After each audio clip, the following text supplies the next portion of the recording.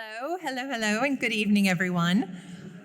I'm Stephanie Agar. I'm the V&A's Membership Events Manager. Thank you all for coming in this very, very full lecture theatre on a hot evening. Hopefully it'll stay cool in here. And thanks to everyone also joining us online for tonight's talk looking at the hidden history of Cartier in London as part of the program of events we have relating to our Cartier exhibition, which is on until November. So plenty of time to see it if you haven't already, or I'm sure you'll want to see it again after you see some of the treasures that are going to be spoken about this evening. And of course, for the members amongst you, you can see it as often as you like without booking. But now, before we start, just a few housekeeping notes. Tonight's talk will be about 45 minutes with time at the end for questions. For those of you here in the audience, just start thinking of them. I'm sure there'll be plenty along the way. We'll try and get some in.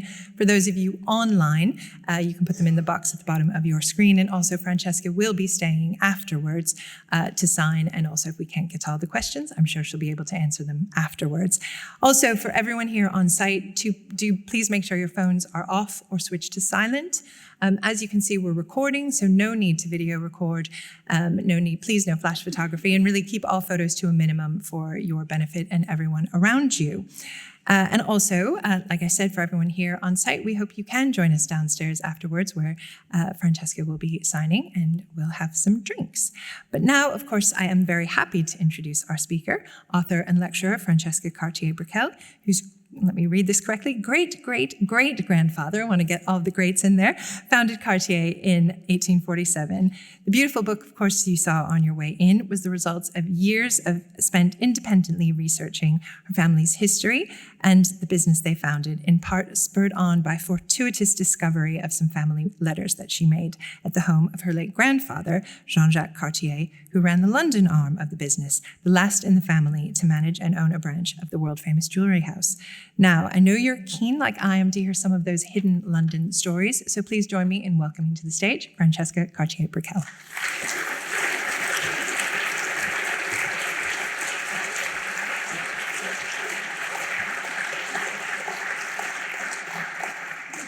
Thank you, Stephanie, and thank you so much to the V&A for inviting me, and to you all for coming on this very hot day and exchanging a drink in the sun for an hour in a lecture theatre. I appreciate it, and I will try and make it worth your while.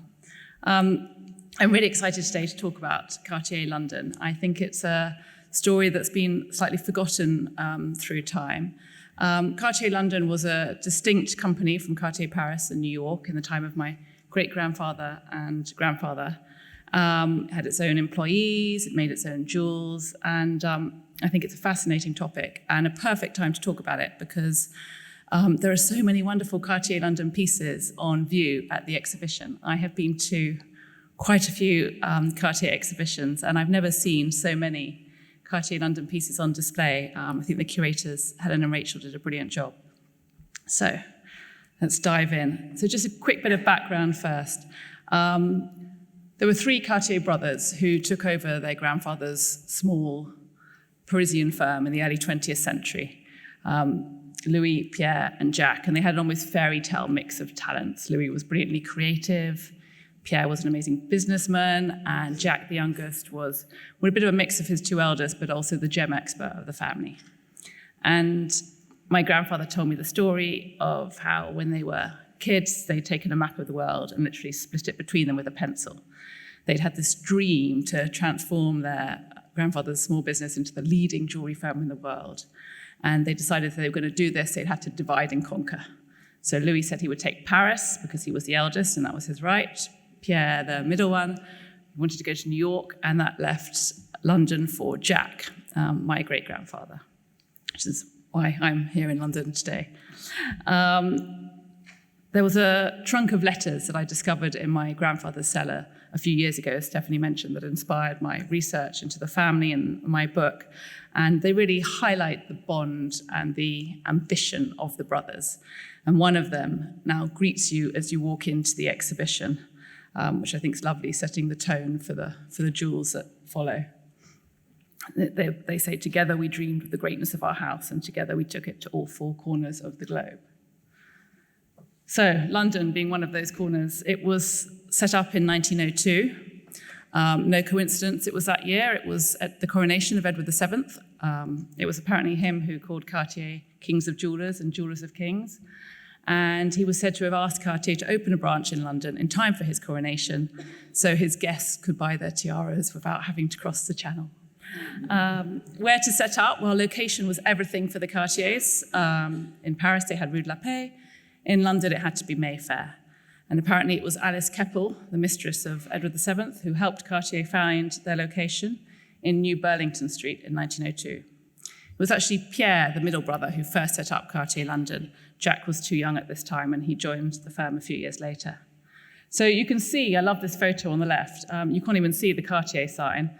Cartier was on the ground floor. Above was Worth of Paris, which was a fashion house, far more famous and well-known than Cartier at the time.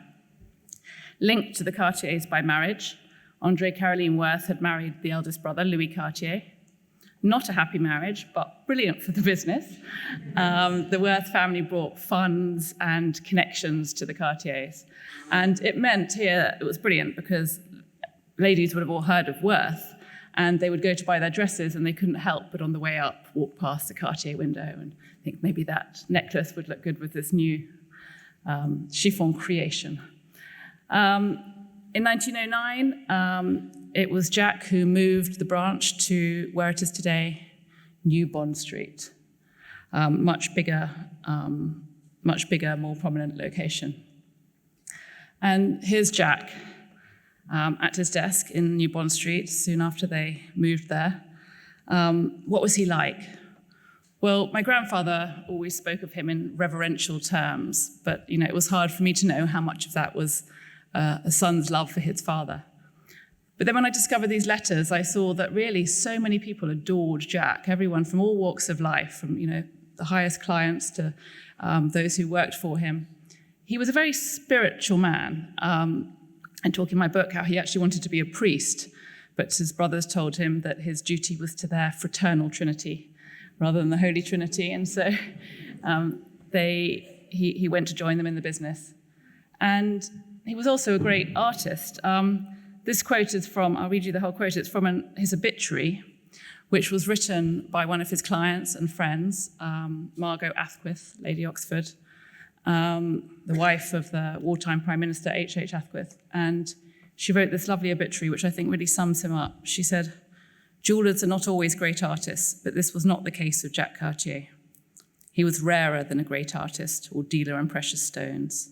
He was a wonderful friend, completely unself-seeking, courteous to strangers, gay, kind, and the best of ambassadors between the France which he loved and the England which he admired." He was chairman of the Alliance Française in London, and these are some of his designs. And it was a great time to be a jeweler in London. For the Edwardian era, at least for a small section of society, emphasized elegance and formality. There were lots of social events. There was no lack of opulence, as we can see from this tiara, which greets you in the exhibition. This was made in 1903 for the Duchess of Manchester, one of the many dollar princesses who was shipped over from America to prop up a cash-poor British aristocracy. And yes, you can see the extravagance in it. And wearing tiaras, wearing jewels was really a part of everyday life. Not always popular. Consuelo Vanderbilt talks about her tiara giving her a headache and her dog collar giving her a chafed neck. But it was, as I say here, not optional. So there was one event that Consuelo Vanderbilt talks about in her memoirs where she turned up at an evening event with Edward VII and Queen Alexandra, I think when they were still Prince and Princess of Wales. And she hadn't had time to get her tiara from the vault. So she had a diamond ornament in her hair instead, and apparently she got reprimanded by the prince, who said, "The princess has bothered to wear a tiara. Why haven't you?" But while tiaras are, extravagant and beautiful to look at today, there are lots of tiaras in the exhibition. It was actually pearls that were the most valuable gems back then. Natural pearls were incredibly rare. So this was before cultured pearls had exploded onto the market and after the discovery of diamond mines in South Africa. So the rarity of pearls versus diamonds. They were much rarer. And the lion's share of Cartier's income, my grandfather told me, were from natural pearls at this time. So the Cartier brothers decided that if they were to really distinguish themselves from their competitors, they should have the best pearls in the world. And how to do that? Well, to go to the source. The best pearls, they believed, were in the Persian Gulf. And Jack leaves Mayfair, as you can see, for the Persian Gulf, goes off by boat, a 3-week boat journey. He goes to India on the way for the Delhi Durbar in 1911, and then ends up in the Persian Gulf in 1912. And I love this photo of him in his dapper white shoes and his cigarettes. It's obviously been colorized, but I think brings it to life. And the pearl sheiks. And I had this photo blown up in my study when I was writing my book. And I found writing quite a solitary process. And I had so much of this history in my head that I just couldn't really communicate with the outside world for those months I was writing very much, apart from my family. And so these were some of the only people I saw every day. And I felt very close to them by the end of it. And I said to myself, when this book ends, I'm going to go and find where that was taken and track down those descendants. And I did. Not long ago, I went out to Bahrain and I found their descendants and we redid the photo.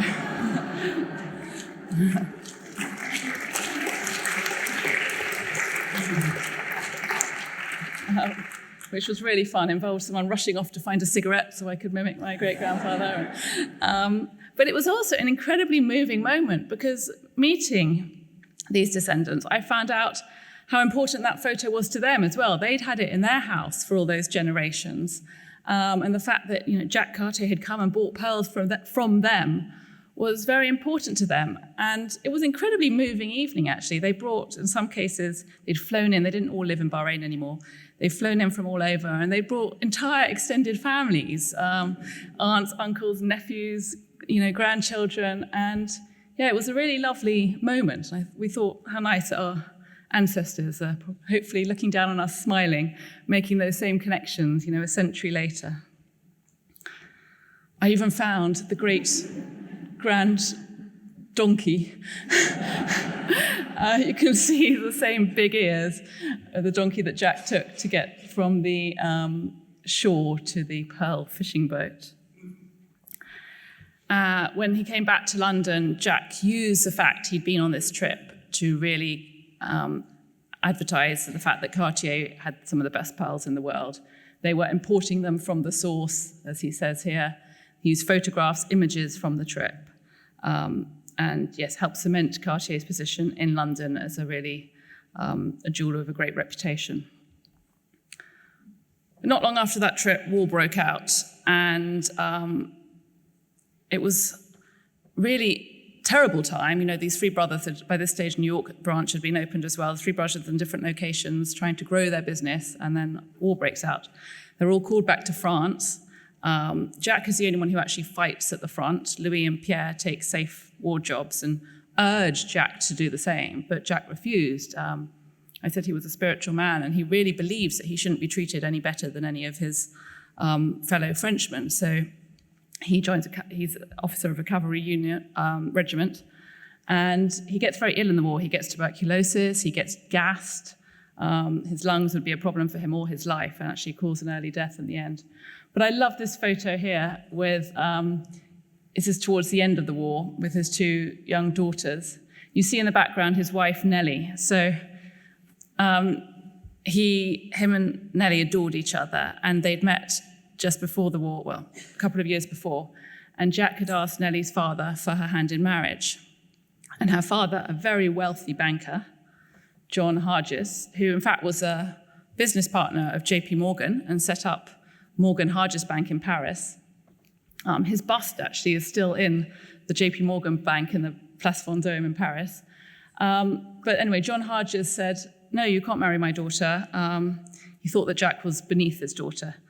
And Jack said, "Well, what can I do?" And he said, the older man said, "Well, if you really love her, you won't make any contact with her for a whole year to prove your devotion to her." So he did that. He didn't make any contact for a year, and he came back a year later to the day, apparently, and asked for her hand in marriage and was able to marry her. He promised to never touch a cent of her money, which is a promise he fulfilled his entire life. And yet they adored each other. But that wartime was really interesting, and there are fantastic letters in the trunk about the war. So in London, he's getting letters from employees who are saying that we've lost so many at the call to arms, we've lost XXX, so many people. But what's interesting is that some of those people are called up to fight for France, some of them are called up to fight for England, some even for Germany, because the employees who had all been working side by side for many years in Cartier London were from different countries. And he's also asked by some employees and clients to come up with ideas for earrings. And I love the idea that he's sketching earrings in the trenches and sending them back to clients. And this is a great advertisement on the right, well, not advertisement, sorry, Christmas card on the right here in 1915. And it's sent out to all the Cartier clients. And it says, in spite of the abnormal circumstances, we're pleased to inform you that we've received from the Paris house a very large selection of Christmas presents. So encouraging people to go in and buy presents. And that's an important point, actually. At this point, Cartier London was not making its own jewels. It was receiving them from Paris.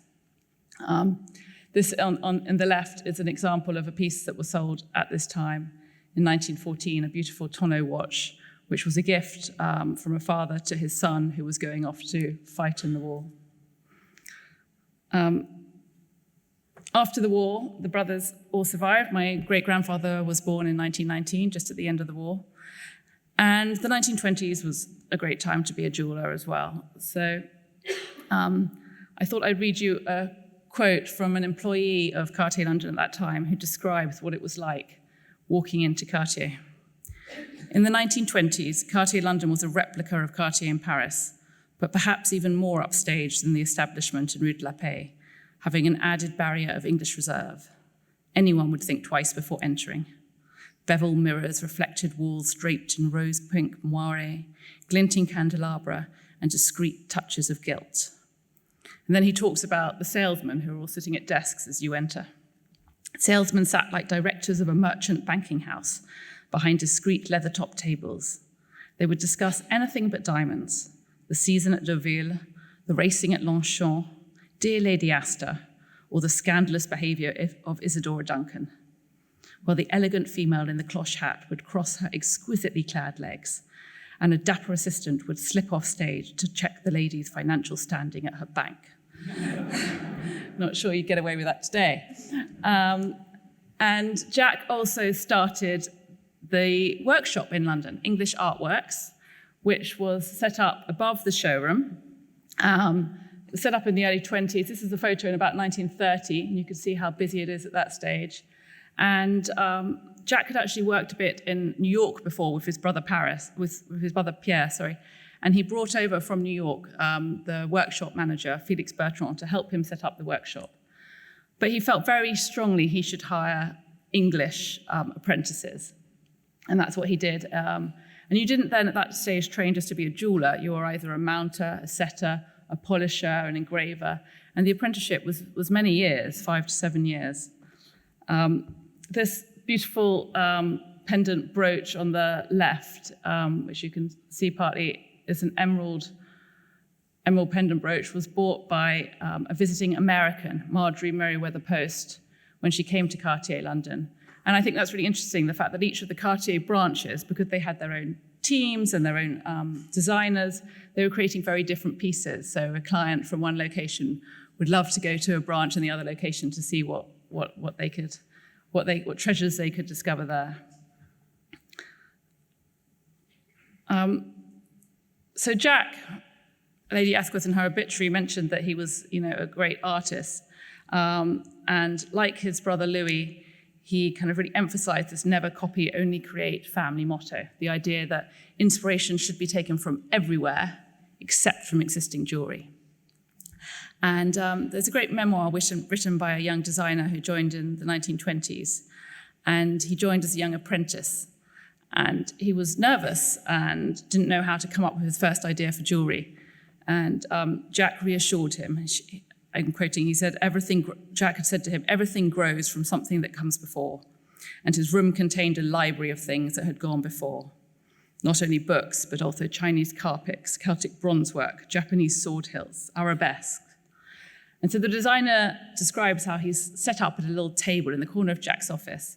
And Jack is actually more interested in the design than in the client, the Maharani or the aristocrat he's talking to in the corner. So he'll leave the lady looking at a necklace, and he'll wander over to his apprentice and look at what he's drawing and say, well, no, that's not a curve.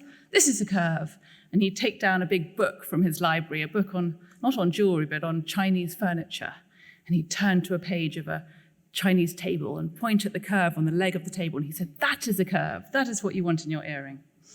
And this apprentice says, under his tuition, I became so concerned with the meaning of line that I had no time to worry about the meaning of life, at least not from 9 to 6 on weekdays and half-day Saturdays. Which I think is interesting. They had to work half-day Saturdays as well. And so Jack had an incredible library, which his apprentice talks about, unfortunately got passed down to my grandfather. So flicking through it, you discover some real treasures. So for example, in this book, this image of a vase, he's taken the idea of a plait on the vase and he's kind of sketched it out in terms of how it might be able to be used in a piece of jewelry. And I think what's really interesting is not just the sketches, but the way he's thinking about it in terms of the mechanics of the piece. So he's saying, the writing's very small, but he's saying the lines of the plait made of diamonds next to each other, set in claws. The plait can be more open, the diamonds slightly apart from each other and different in size. Try and do it without joining. Just making a pattern should be sufficient to guide the eye. Jack and his apprentice were only two of the designers there. I think Jack was quite progressive for his time because he hired this female designer at a time when that was unusual. Miss Winter, intriguing character. She was a jewelry designer from before the war, from 1911. I love the fact that she's lying here on a panther skin, kind of echoes of Jean Toussaint in Paris, but predating that. Apparently she was brilliantly creative, fiercely intelligent, friends with the bright young things, Isadora Duncan, and so on. And this lovely pendant on the right, we don't know who designed this pendant, but it was made around this time in 1912 for Vita Sackville-West, the author. And I love the fact that it's, a beautiful carved emerald and carved rock crystal around it. So it's quite an extravagant piece, and yet it's tied with just a simple black cord, which is quite in the Indian style. As we'll see, Jack was a fan of the Indian style. Also in the 1920s, the Egyptian jewels came onto the scene. So there are some fantastic ones in the exhibition. These, Jack was fascinated by ancient Egypt. So in his wallet, at the end of his life, even when I found it, there was a cutting in there of 1922 with the discovery of Tutankhamun's tomb. It's something he kept onto his entire life. And his library was full of books on ancient Egypt. I got down this one to take a photo the other day for the back of this slide. This is a Book of the Dead, and it's like the most enormous, heavy book that, probably break your foot if you dropped it. And again, his little markings in the margin. And he was friends with Howard Carter. And he went, of the three brothers, he's the only one who went regularly to Egypt. And he would buy ancient Egyptian fayances there or from dealers and incorporate them into his jewels. So this one on the top, the piece is from 600 BC. And obviously very popular because a lady was wearing that. They were wearing an antique, a piece of art. On the left here, we've got Lady Abdi, very striking 6-foot Russian who fled after the revolution and married into the English aristocracy. But I love these Egyptian pieces. I think it's really, if you haven't been to the exhibition, it's worth, or even if you have been, go again. And they're just stunning in the flesh. So Jack also, of the three brothers, he was the traveller. And this really helped Cartier London, in fact, all the Cartier branches, stay one step ahead of their peers because he would travel to buy some of the best gemstones in the world. He went many times to India, the gem capital of the world, but also on the way to Ceylon, as it was then, Sri Lanka now. I followed in his footsteps. I literally had his diaries and went to the same places, and He talked about walking over muddy paddy fields and finding a pit with these men at the bottom filling the pit with earth. Then the buckets of earth were taken up and put through a sieve. And that is exactly, I went, and the process is exactly as it was back then, which is extraordinary. And this gentleman here showing me some of the stone sapphires he'd found had the most incredible eye, because when they go through the sieve, you can see there a little bit, they all look browny coloured. But he's so used to seeing it, he's done it all his life, he can just spot the ones with a slight blue tinge, and just very quickly he's picking them all out. And then when we took them back and they were polished and cut, you see, wow, they really were blue sapphires. And amazing that hasn't changed, and also amazing that these incredible gems, that's a necklace of the late Queen Elizabeth, a bracelet of the late Queen Elizabeth on the left, but amazing that these gems, which ended up, on royalty, on the red carpet, literally come from the mud. On the right, I love this picture of the gem, the stone office, the stone department in Cartier, London. So once these gems were found, they were sent back to Cartier and they were sorted by a very experienced gem team. This is Ranji, the Maharaja of Nawanagar. Jack travelled around India, meeting many of the Maharajas.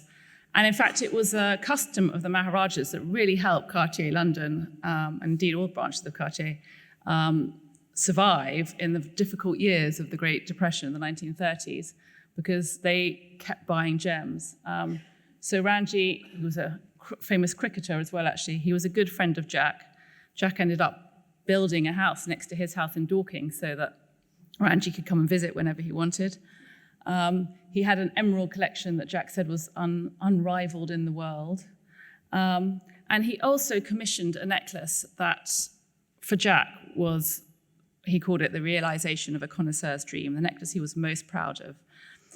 The problem was, because both Jack and Ranji loved the gems so much, it took 3 years to complete, because just as they'd done a perfect design and were about to make it, one of the men would find another perfect diamond to add to the mix, and then they had to wait for another one so that it could be symmetrical the other side.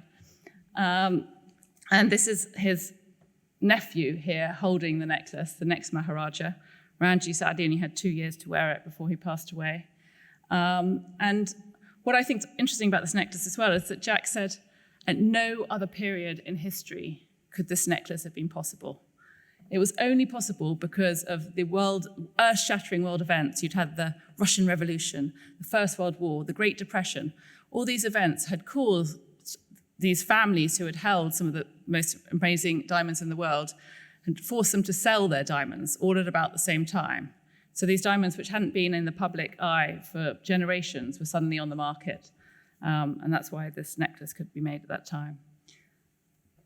On the right, another phenomenal piece made for this Maharaja of Nawanagar, the tiger eye turban ornament, which is also in the exhibition, the top half detachable as a brooch. So Jack and Nellie, here they are in India on one of their last trips to India. And I traveled a lot around India when I was researching my book, and I stayed in many of the same places Jack had stayed and spoke to the descendants of the Maharajas, Maharanis he'd met. And I said to all of them, I'm trying to track down this little kid in this photo. Who is it? And no one could figure out which boy it could have been at that time. And then a couple of years ago, I spoke to Princess Harshad of Nawanagar, the daughter of the Maharaja you just saw. And I said, can you help me? Do you know who this little boy is? And she said, but it's me. And I was like, what? And she said, my parents really wanted a boy. And she said that this, you can see the table behind. She said, it was my 5th birthday. I remember it so clearly. Uncle Jack and Aunt Nellie came. She thought of them as family. They knew each other so well. And it was so sweet to hear how she'd known these people. I'd never known my great-grandparents, and she'd known them so well. This necklace Jack made for the Maharaja around the same time this photo was taken. It was later adapted in the 1950s, but this is also in the exhibition. It's phenomenal. The quality of the rubies is amazing. So in India, Jack also came back from India with inspiration for new types of jewelry. He bought, when he was there, little pieces that interested him, nothing necessarily of any value, boxes here. He sketched things. He bought them because he was interested in the color combinations or the shapes. Some things he bought back and he considered so beautiful, he ended up selling them on to his clients, like this jade leaf here on the left, which is also in the exhibition. And when Cartier sold something to its clients that it hadn't made in its own workshop, it didn't put it in a red leather box, but in this green and yellow box instead. And of course, the big cats. So my grandfather said that, his father came back with stories of these amazing big cats he'd seen in the wild. And when my grandfather was 7 years old, he was told he was old enough to choose his own ex libris for his book. And what did he want to choose? And having heard all these stories from his father and read the Jungle Book with him, he decided on a panther for his ex libris.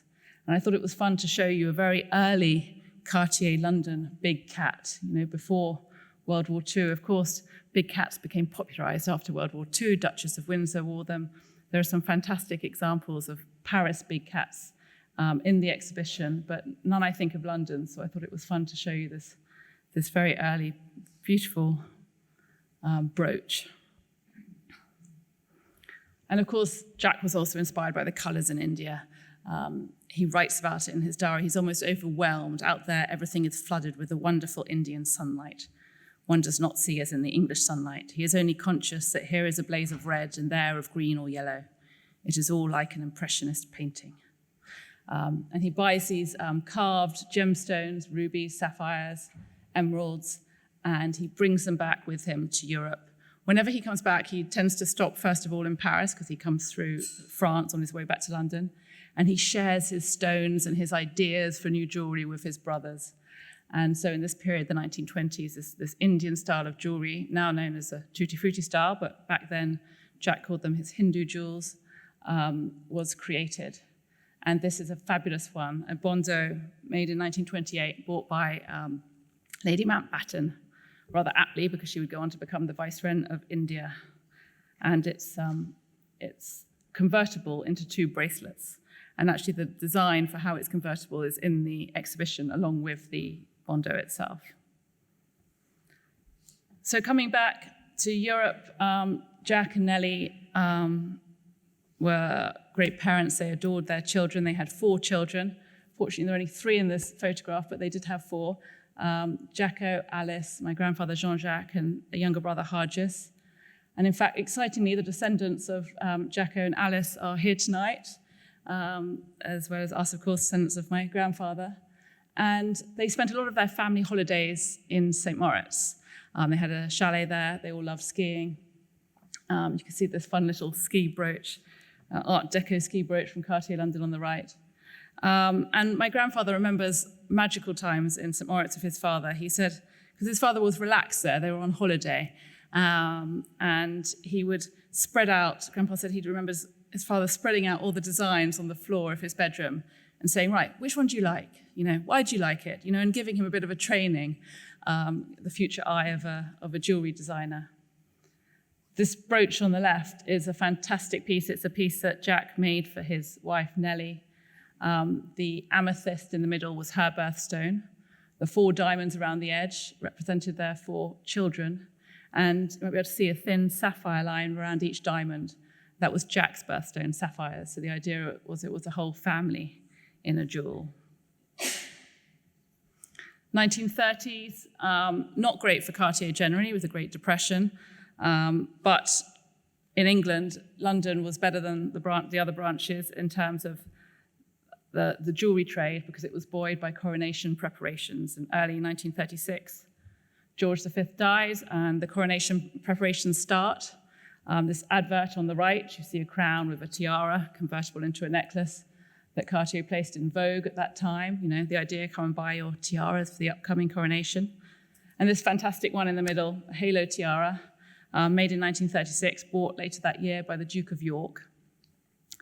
And what I think is really interesting is when the Duke of York bought this tiara for his wife, he didn't know that he would end up being king. But meanwhile, someone else was coming into Cartier London. It really shows how the kind of salesmen are almost, privy to all these secrets. Edward VIII, as he was for a short time, coming into Cartier London looking for an engagement ring. And the story of this emerald on this engagement ring is amazing, but I don't really have time to go into it today, but it's in my book and involves a mysterious trip to Iraq. But anyway, he chooses this engagement ring. Obviously, Wallis Simpson says yes, and it leads to a constitutional crisis, leading him to abdicate in December 1936. He says, "I have found it impossible to carry the heavy burden of responsibility and to discharge my duties as king as I would wish to do without the help and support of the woman I love." I love this letter he wrote shortly after to my great-grandfather. Obviously no longer king, he can no longer use the royal monogram. So I'm sending some instructions regarding slight alterations to the Duchess of Windsor's and my monograms. And of course, he would have had to have approval for the new monograms from his brother who became king. But this is a very rare piece because this is one of the few pieces he had made in that short period he was actually king with his royal monogram on it. Coronation ended up happening in 1937, same day, different king. They decided not to change the date. Everyone had booked their trips and their hotels and bought their clothes and their tiaras. So they kept the same day, different king. And it was known as the greatest day of splendor England ever saw. You can see the tiaras on show. See it, very sweet young Queen Elizabeth on the far right, her grandmother, Queen Mary. And of course, tiaras were big news for Cartier. I love this headline from Vogue: "Have you noticed lately that tiaras are absolutely the rage?" These are some of the tiaras that are in the exhibition, including a sketch on the left by Frederick Mew. So just a bit on Frederick Mew. He was a brilliant Cartier London designer who my grandfather and great-grandfather really rated. He became the head designer. And his collection of drawings has been left to the V&A by his son recently. Here are a few of them. By the end of the 1930s, of course, there was another war. This time it was the next generation who was called up to fight. This is one of the last photos of my grandfather with his parents. He's on leave here in the south of France. But once France was occupied, he was, of course, demobilized, and he went to work in Cartier, Paris, as an apprentice. And there was a really moving letter, which was written from Jacques. I think it was one of the last letters he wrote to the head designer in Cartier, Paris, Charles Jacquot, who was a brilliant designer and a good friend of Jacques. And he wrote to Jacquot, "Mon cher Jacquot," he said, "please teach my son. Teach him not like a future boss. We don't know what the world holds for us. Teach him as a jewelry designer so he can always find a job, whatever happens after this war." And that's what Jacquot did. And as my grandfather said in his apprenticeship, he spent the days of Jacquot learning about the design. And in the evenings, he went to the École des Arts Décoratifs. I found his card for that there. And this sketches are in the exhibition. And they're part of the Petit Palais Jacquot archive. Jacquot's daughters left his archive of drawings to the Petit Palais in Paris. But I was going around the exhibition with my brother a couple of weeks ago. And he was like, "Those are Grandpa's drawings." And I was like, "No, I don't think so. They're Jacquot's." And he said, No, they are Grandpa's drawings. I know his pen. I know his style. I've even got other ones that he did on that paper. And I looked at it and I thought, they are like Grandpa's drawings. And they're actually quite different from Jacquot's designs. And of course, it kind of makes sense that his drawings might be in Jacquot's collection, given that Jacquot was mentoring him for some time. And in fact, even after the war, Jacquot ended up going over to Cartier London to help my grandfather work over there, partly because he didn't get on with Jean Toussaint in Paris and wanted to leave, but also to help my grandfather out a bit over in Paris. And this is a brooch which I think is quite similar to those designs, which was made during the war. And I love this image of a wartime salesman on the left selling engagement rings. Engagement rings, big business in the war. Despite the war, business is going really well. In Paris, meanwhile, Cartier had to stay open. They had to, make some difficult decisions. When Goering came in, they had to sell him rubies and so on in order to keep the firm open. Whereas in London, Bélanger, who was left in charge of Cartier London, ended up helping Charles de Gaulle build up the Free French Army. After the war, that time of tiaras is no more. It's a time of austerity. And the designers decided to focus on smaller, more affordable objects like brooches. I love this kingfisher design. This one actually not by Mew, but by another London designer, George Charity. And opals, the kingfisher opals were very popular. Opals are very fragile stone, but I think they're so sweet. When my grandfather took over at this time, it was hard for him. He was in his mid-20s. He'd done his apprenticeship in Paris, but he was taking over, a much older team, really. And I found his speech, all written in his hand, that he'd given when he took over. He said, "Besides a small experience gained during 5 years in Paris, I bring an enthusiastic love for our profession, the sense of prestige of the name I bear, and along with the will to work and to understand, a vivid memory of my father, which I feel confident will keep me on the right path." He set about rebuilding the workshops after the war. So the workshops had, really reduced. Lots of people had gone off to fight. They'd not come back. They'd taken other jobs or they'd retired. He had to rebuild the workshops. He also set up an award in the name of his father, the Jacques Cartier Memorial Award, which was to be given at the Goldsmith Company only in the year when something truly exceptional was created, so not every year. And it's lovely to see in the exhibition, actually, this award. So the award is a gold book. And if you win the award, you get a smaller version of this gold book. This is one of the pieces that was entered for the Goldsmiths Company. It was a ruby brooch, and I spoke to the craftsman who worked on it. I showed the design of it because in this design you can see the colours. I've only got a black and white photo because unfortunately, whilst it was at Goldsmiths Company, it was stolen. And my grandfather was devastated because he said those rubies had taken so long to find and they were the most beautiful rubies. So probably out there somewhere in different jewels today.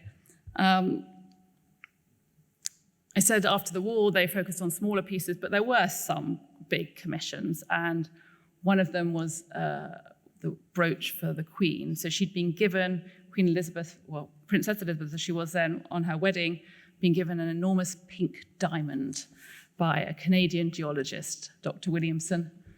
And a few years later, she'd had it cut and she'd taken it to Cartier and said, "Can you come up with some designs, like a flower brooch?" And Frederick Mew, who we saw earlier, came up with several designs for this brooch and took them to the Queen, and she chose one of them. And here's the final one. And here she is of a very young Princess Anne and Prince Charles. This one was made in 1953. Prince Philip, also very interested in jewelry, he visited the workshops. And this is a piece, a lovely brooch, also in the exhibition, the Alnut diamond, 101 carat yellow diamond that was made around this time in the 1950s.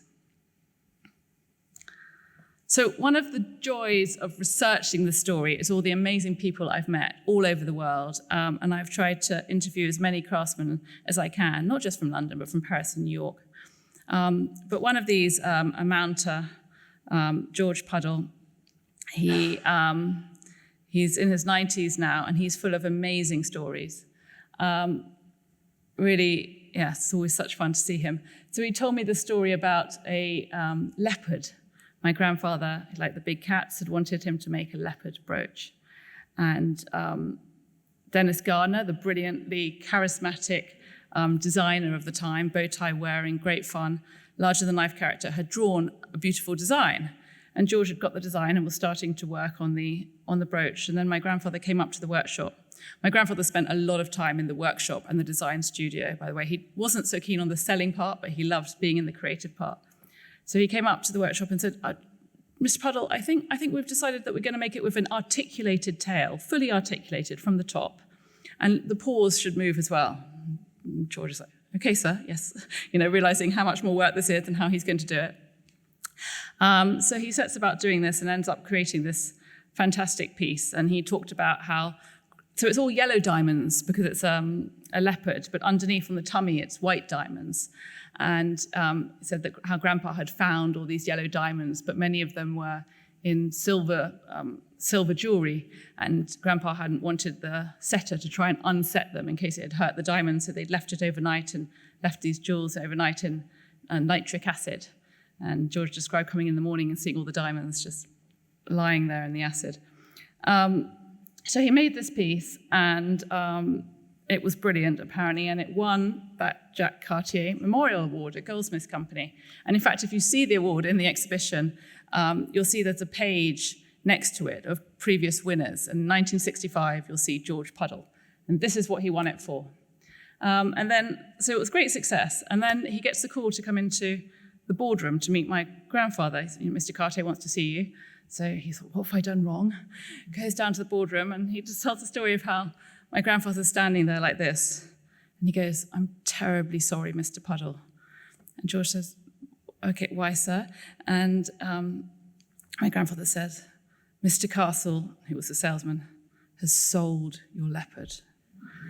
And George said, well, wasn't that the point, Mr. Cartier? He said, no, I loved this piece so much, I didn't want to sell it. And I wanted to keep it as a kind of example of the high craftsmanship, which just shows the kind of man I think my grandfather was. And yeah, how he loved these pieces. Here's my grandfather with Princess Margaret and Lord Snowdon. I include this photo because he's showing them, as you can see, a panther brooch that he's wearing, or a big cat of some form. This brooch, by the way, this previous one, was sold again in auction in the 1980s, and it broke a record at that time in London. And I haven't ever seen it since. So if anyone's seen this leopard, do let me know. It's different to the later ones, different to the Paris ones, but very beautiful. So this one, yes, you see Princess Margaret. She's wearing this Cartier London brooch, which I've highlighted here. But generally, I mean, I've shown you some fantastic pieces. It was very hard for my grandfather in the 60s and 70s selling jewelry. Cartier created quite a lot of lower price items, and they had a boutique on Albemarle Street. So I include this plan here on the right because it shows the bottom of the plan is New Bond Street, and you'd walk in New Bond Street, you'd have a jewels section, a private room, another section for jewels, a private salon, a section for antique jewels, and then as you go towards the other end, you'd see watches and clocks, gentlemen's presents, and at the end, bags and stationery. And you can see how they were selling more affordable pieces. So if you wanted to just come into the Cartier boutique and not be overwhelmed by all the expensive jewelry or maybe feel out of place, you could just come in the Albemarle Street entrance, the other side. And I love this little owl brooch, and I found a catalogue recently saying that you could have bought this for £65. That's a black and white photo of what the Albemarle boutique part of it looked like, with some handbags on display. So Grandpa turned his attention to watches in the 1960s. This is a JJC watch, a variation on the tank, slightly more rounded edges. It doesn't have the chemin de fer, the railway track on the dial. It's very thin. He liked very thin watches. These were made in Wright and Davis, the gold watch cases. This is Wright and Davis workshop. It was in East London. The location was kept secret, though, because they didn't want to have any robberies. And they made these fantastic watches from this period. And Grandpa, because he loved design, and his head watch designer, Emerson, they turned their kind of design, love of design to watches. And they came up with some fantastic models. The octagonal, I love this advertisement from Harper's at the time, extended octagonal, this fun double strap. There's one of these in the exhibition. Playing with size, the idea of the oval, which was very popular, but how do you adapt it? You kind of elongate it, make it maxi oval, turn it around. This one on the bottom left, which is on its side, is a very rare one, also in the exhibition. The more regular ovals were very popular at that time, along with the tanks. And also, of course, the Crash, now iconic. Recent one went for $1.5 million when it sold at auction, an original one. And on the left here, we have the brilliant designer, Rupert Emerson, who worked with Grandpa on the watches. And on the right, we have Stuart Granger talking to his salesman, Paul Vanson. Granger apparently asked Cartier for an unusual watch. And Grandpa and Emerson came up with the idea of a Crash. Grandpa said the idea was based on an oval, but pinching the ends and putting a kink in it. And that's how the Crash was born. And Emerson bought the first one and then decided it was a bit too wacky for him, so ended up returning it, which I think was funny. So back then, these watches were really hard to sell, and now, of course, they are highly, highly sought after. Emerson was also involved in these fantastic boxes, the Wilding boxes. They were the result of a bet between Ian Fleming of James Bond fame and his friend, the collector Peter Wilding. The bet was, can you make boxes to rival Fabergés in the 20th century? And Wilding went to Emerson, went to Cartier, and they came up with all these fantastic boxes, which are now in the British Museum. And I love this quote of Emerson just briefly because there's a lot of talk about the Cartier style and how do you sum up the Cartier style, so many different pieces. Emerson talks about it being simplicity, restraint, and a quiet, confident look of quality. He also calls it an absence of twiddly bits, which I love, and I think that's why these designs are so timeless. So that brings me almost to the end. I just thought I'd end with this story. This is my grandfather, as I remember him, on the left. And I was lucky enough that he was still alive when I found those trunks of letters and I recorded his memoirs, and they really formed the foundation for my book. But one of the questions I asked him is, which piece were you most proud of making? And Grandpa never really spoke about himself. He was incredibly modest. He always preferred speaking about the craftsmen, all the brilliant designers and craftsmen who'd worked for him. But he said there was one piece I was proud of. It was this, particularly proud of, this brooch I'd made for Lillian.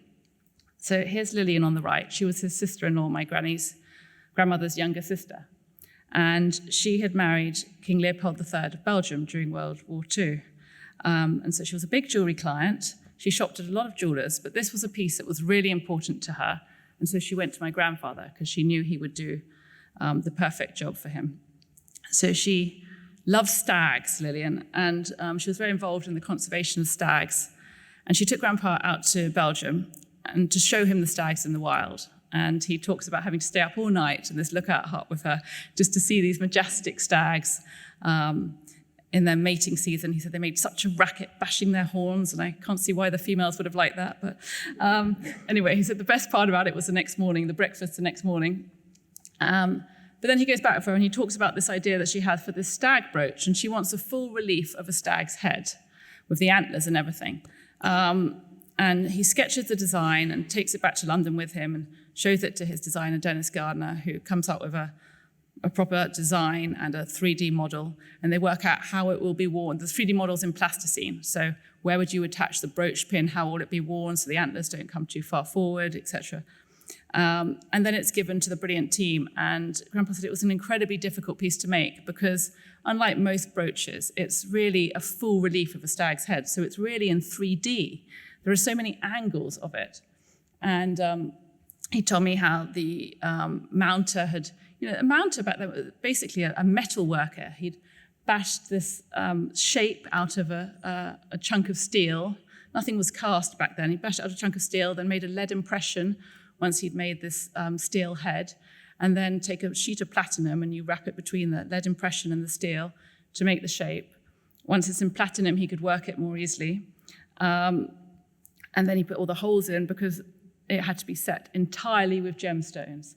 That's what she wanted. No metal should have been visible. And it was then passed on to the setter and the polisher. Now, a few years ago, after Grandpa had passed away, I carried on meeting craftsmen, and I met the setter and the polisher who had worked on this piece by chance. And I only found out because I said to them, what piece were you most proud of? And they said, there was this stag brooch once. And I was like, I know what you mean. And so I thought, wouldn't it be wonderful to reunite the stag brooch? And I called up my cousin Esmeralda, Lillian's daughter, and asked her if it might be possible for her to bring the stag brooch along and reunite it. And I made a little short video to show you here of the story.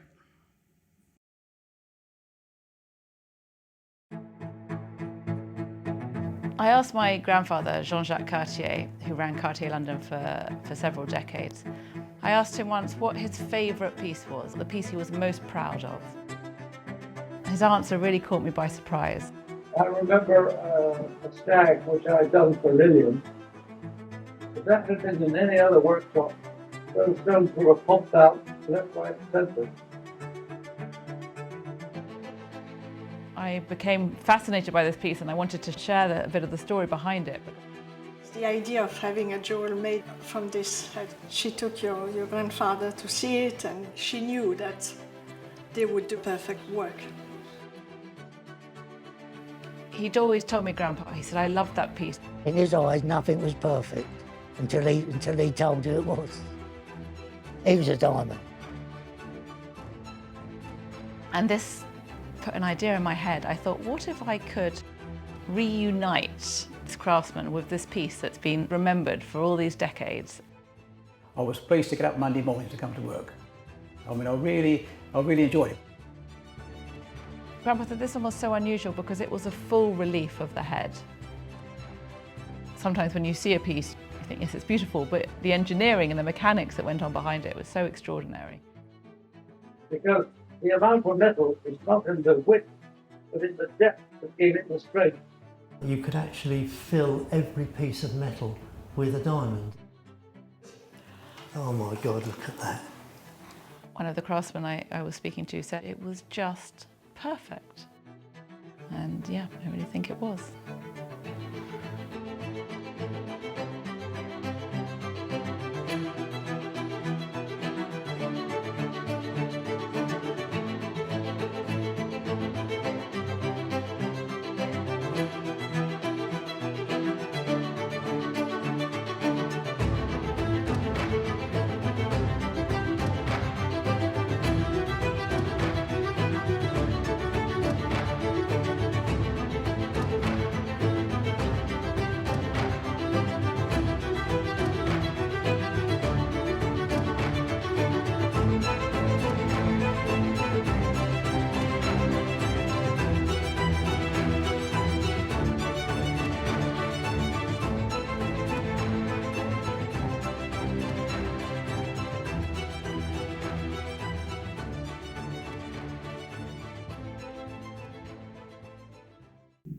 So I just watching that, I was reminded of another story that I heard that Grandpa, when he wanted the antlers to be completely perfect as well.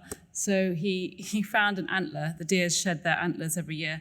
He found an antler, took it on the commuter train from Dorking up to London into the engraver's tiny office and said to the engraver, right, I want you to copy that.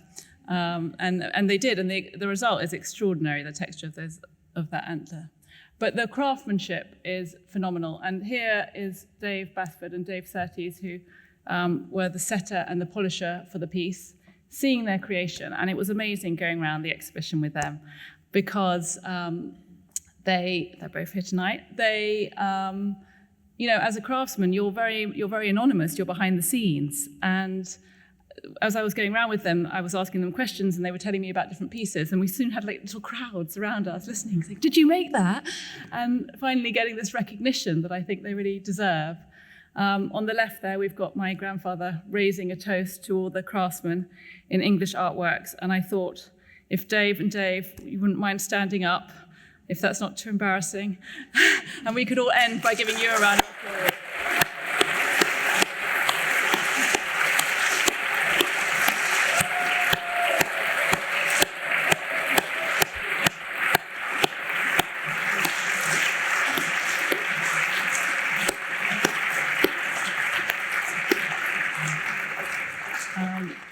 So I thought I'd end with that, with a focus on the maker, given we're in the V&A, a great design museum. And I'm happy, I'm sure we're running out of time, but I'm happy to take your question if we have got time. Thank you very much. Well, we have overrun a little bit, but such fascinating stories. I'm sure everyone was thrilled to hear them all. We'd have time for one or two questions, but then also Francesca will be joining us downstairs. So I see a hand way in the back. And so Georgie will get the microphone and then bring it back up to the back. And then in the meantime, if there's anyone here in the front, I'm just going to give one. While you're heading up to the back, keep your hand up, whoever had that. I'll ask one from our online audience, which I'm guessing you probably get a lot. I mean, you've shown your grandfather's favorite piece. Do you have a favorite? Oh gosh, it does change a lot. I would say at the moment this has to be my favorite, because I think the more you dive into the history and you really find out the stories behind it and how many people worked on this piece. You know, it's not just one jeweler, it's my grandfather, the designer, the mounter, the setter, the polisher, the engraver.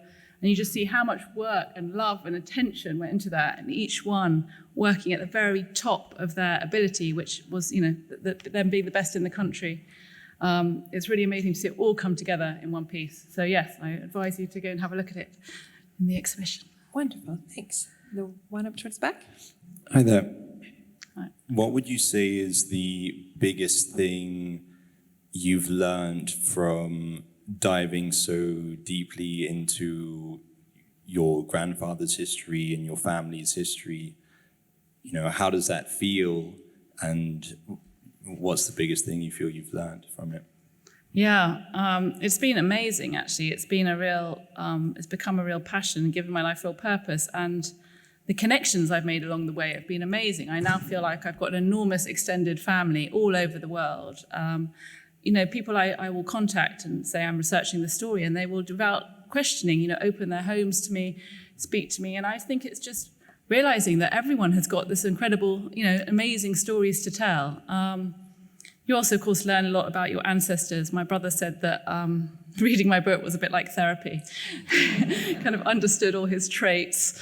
They've passed down through the generations. But no, it's a huge question, too much to answer, but that's a brief answer. You can read the book as well, because I guess there's more stories in there. Unfortunately, I think we probably are going to have to draw it to a close. But like I said, Francesca will be joining us as well downstairs. Thank you all so much for coming out on such a warm evening and everything, and thanks to everyone who joined us online. And please do join me in thanking Francesca Cartier Brickell.